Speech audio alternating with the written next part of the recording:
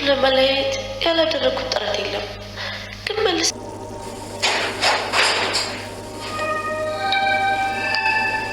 በጣም ነው ደስ ያለኝ። ከዚህ እንደዚህ ሆነሽ እኮ አታውቂም። ጉድሽን ሰማሁልሽ። አሟታል ብለሽ ልጇ ነኝ እያልሽ ስታታልኝ እንደነበር። እትዬ እንዳሰብሽ እኮ አይደለም። ቃልዬ ንገራት እንጂ። ምንም ነው ነግራት። እውነቱን እኮ ነው የተናገረችው። ልክ እንጂ ነው ልጇን። ምን አይቷ ጨካኝ ነሽ! በእናትና በልጅ መሀል ምገቢ ትችያለሽ። ለካሱ አይደለም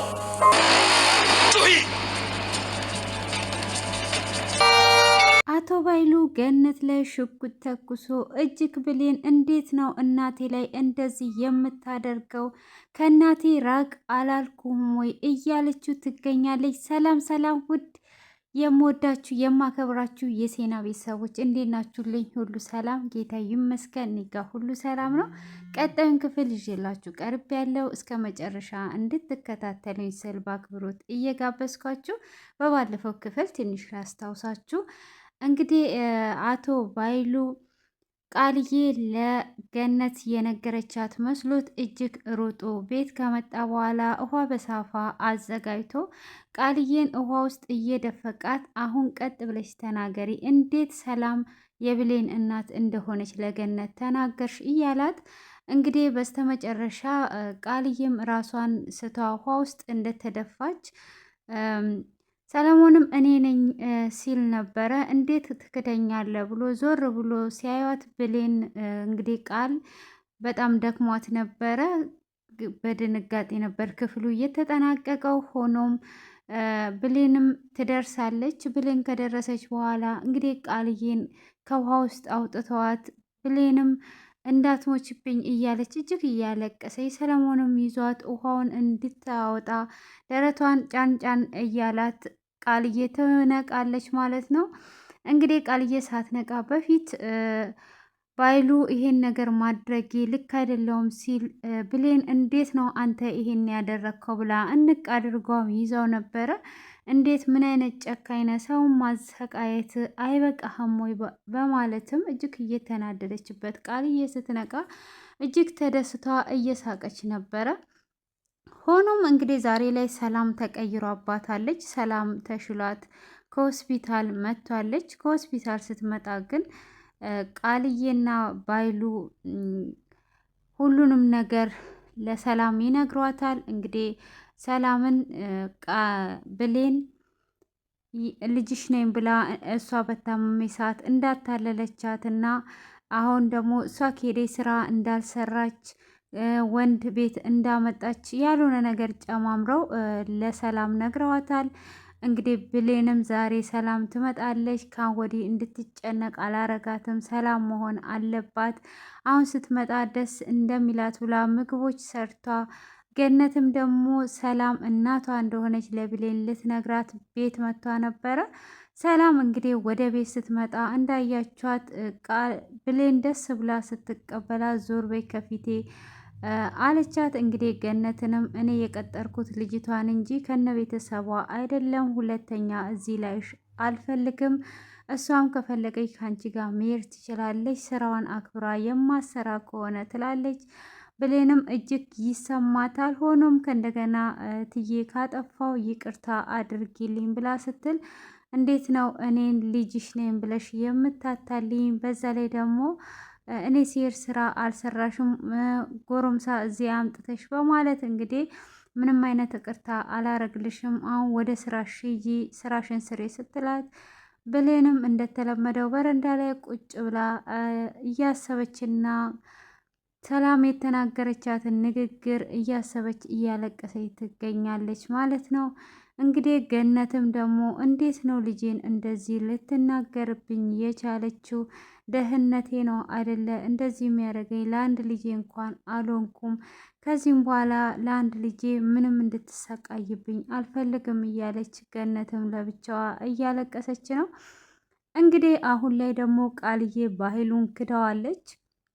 ባህሉ በዛ አይነት ነገር ስላሰቃያት ከሰለሞን ጋር በመመካከር እንግዲህ ለሰለሞን ትደውልለትና አንተ ባይሉን ለመበቀል እንደምትፈልግ ጊዜና ሰዓት እንደምትጠብቅ አውቃለሁ። ለምን እንደምትበቀለው ባላቅም፣ ስለዚህ እኔና አንተ በመስማማት ባይሉን ከጨዋታ ውጪ እናድርገው፣ እንገናኝ ትለዋለች። እሱም እሺ ይላታል።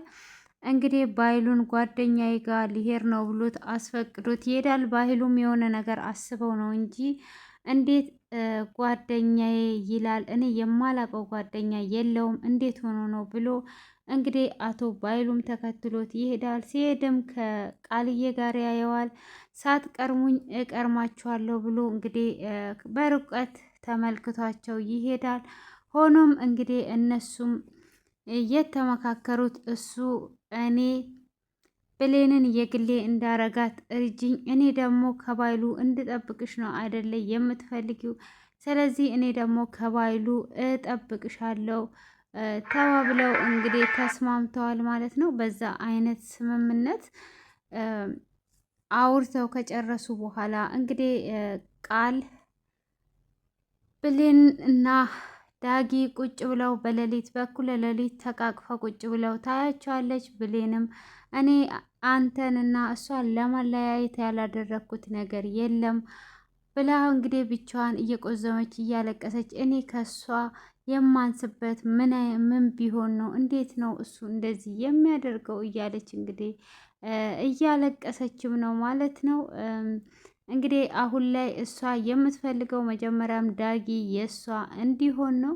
ሆኖም ደግሞ እሱ ብሌን የእሱ እንድትሆን ስለሆነ ደግሞም እንዳትጎጃት ብሎ ይላታል። እኔ ምንም ነገር አላረጋትም፣ አልጎዳትም፣ ግን በንግግር ነው የማበስላት በማለትም እንግዲህ ትነግረዋለች። እሷም እንግዲህ አሁን ላይ ብሌን እጅግ ተጎድታ እያለቀሰች እሷ መልካም እያደረገችላት ግን እሷ በክፋት እየመለሰችላት ነው። ሆኖም እንግዲህ ሰለሞንም እዚህ ጋር ምን አይነት ልብ ነው ያለሽ? እሷ አንቺ ላይ የምታደርገውን ክፋት ብታይ ኖሮ ይሄን አታደርጊላትም። አንቺ ግን በእሷ በመዳን እንደዚህ ደስ ብሎሻል እያለ እንግዲህ በመልካምነቷ በምታደርገው ንጹሕ ልብ ስላላት ነው ሰለሞን ሊያፈቅራት የቻለው ማለት ነው። እንግዲህ ዳጊም ደግሞ ካለሷ መኖር እንደማይችል በኩለ ሌሊትም ናፍቀው እየደወለላት እያሰባት እሷም እያሰበችው ነበርና እንግዲህ ዛሬ ላይ ቃልዬ ደግሞ እንግዲህ አቶ ባይሉን ከጨዋታ ውጪ ልታደርገው ተስማምታ ለሱ ያልታመንሽስ እንዴት ለእኔ ትታመኛለሽ? ግን እኔ ምን አገባኝ፣ ዋና ባይሉ ከጨዋታ ውጪ እንዲሆን ነው የምፈልገው ብሎ እንግዲህ ይህንን ነገር አድርጓል ማለት ነው። ሆኖም ዛሬ ላይ እንግዲህ ጎረቤቷም የገነት ጎረቤት ሄደሽ አትንገሪያት እያለቻት ነበረ እሷ ልትነግራት የሄደችው። ሆኖም እሷ ለባይሉ ትደውልለትና ለምንድን ነው አንቺ አቃጣሪ ጎረቤት ደግሞ ደወለች ብሎ ያነሳና ለምንድን ነው የደወልሽው በማለትም ሲጠይቃት እኔ የደወልኩል ገነት ለብሌን ልትነግራት ስለሄደች በኋላ ነገሮች ይበላሹብሃል ብዬ ነው ስትለውም እንዴት ነው የምትነግራት? ነገረቻት ይሆን እንዴ? ለዚህ ነው እንደዚህ የመጣችሁ በማለት እንግዲህ እየተናደደ ይሄዳል ማለት ነው። አሁን እኔ ራሴ ነኝ የምገልሽ፣ ሌላ ሰው ሳይሆን አንቺን መግደል ያለበት እኔ ራሴ ነኝ አንቺን መግደል ያለብኝ በማለት እንግዲህ እየሮጠ ይሄዳል ማለት ነው። እሱም ከሄደ በኋላ እንግዲህ እዛ ከደረሰ በኋላ እሷ ምንድን ነው ብላ ስትል አትፍሪ፣ አሁን እጨዋለሁ፣ ምን አጠፋውኝ? ይቅርታ የጠፋውን ነገር አለ ወይ ብላ ስትልም ዞር በይ አሁን ዝም በይ ብሎ ይላታል። እሷም እንደዛ በምትለምነው ሰዓት እንኳን እምቢ እያላት ሽጉጥ አድርጎ አርፈሽ ተቀመጪ ብልሽ እስከ ዛሬ አርፈሽ ልትቀመጪ አልቻልሽምና አሁን እኔ እስከ ወዳኛው ድረስ አሳርፍሻለሁ በማለት እንግዲህ ሽጉጥ ደቅኖባት እያለ ፖሊሶች ይመጣሉ። እሱም እጅግ ደንግጦ ሽጉጡን እዛው ልብሱ ስር ያደርግና እንዳትናገር ምንም ነገር እንዳትናገር ያደርጋታል። እሷንም ዝም ካላልሽ ብሎ ያው በአይኖቹ ከነገራት በኋላ በሩን ሲከፍት እጅግ ደንግጦ ክፍሉ በዚህ አይነት ተጠናቋል ማለት ነው። ውዴት ተከበራችሁ የተወደዳችሁ የሴና ቤተሰቦች እንግዲህ ሰብስክራይብ እና ላይክ እያደረጋችሁ ኮሜንት ላይ ደግሞ አስተያየታችሁን አስቀምጡ። የብሌን ቅንነት፣ የብሌን መልካምነት ክፉ ማድረግ እንደማትችልም ብቻዋን እያወራች ነው። እንግዲህ እዚህ ጋር ደግሞ ሰላም ተቀይሮ አባት እጅግ ያሳዝናል ማለት ነው። እንግዲህ እሷ ሰላም እናቷ መሆኗን መጨረሻ ላይ ስታቂ ሁሉ ነገር ምን ይፈጠር ይሆን?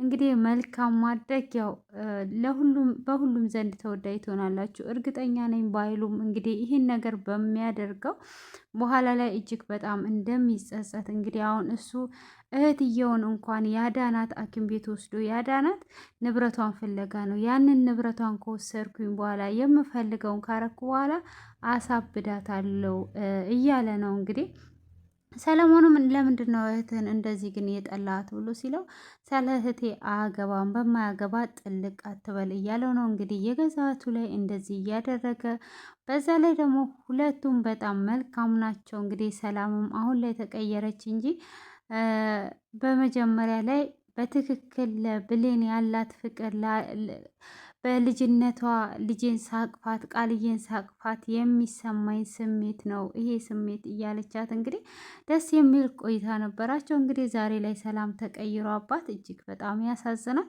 ውድ የተከበራችሁ የተወደዳችሁ ቤተሰቦቼ እናንተም ደግሞ አስተያየታችሁን ኮሜንት ላይ እያስቀመጣችሁ ሼር እና ሰብስክራይብ እንድታረጉ እንድታበረታቱኝ በአክብሮት ጠይቃለሁ። እያበረታታችሁኝም ስለሆነ እጅግ በጣም ደስተኛ ነኝ። ከልብም አመሰግናችኋለሁ። መልካም ምሽት ይሁንላችሁ። የእግዚአብሔር ጥበቃ ምሕረት ከእያንዳንዳችን ጋር ይሁን። አመሰግናለሁ።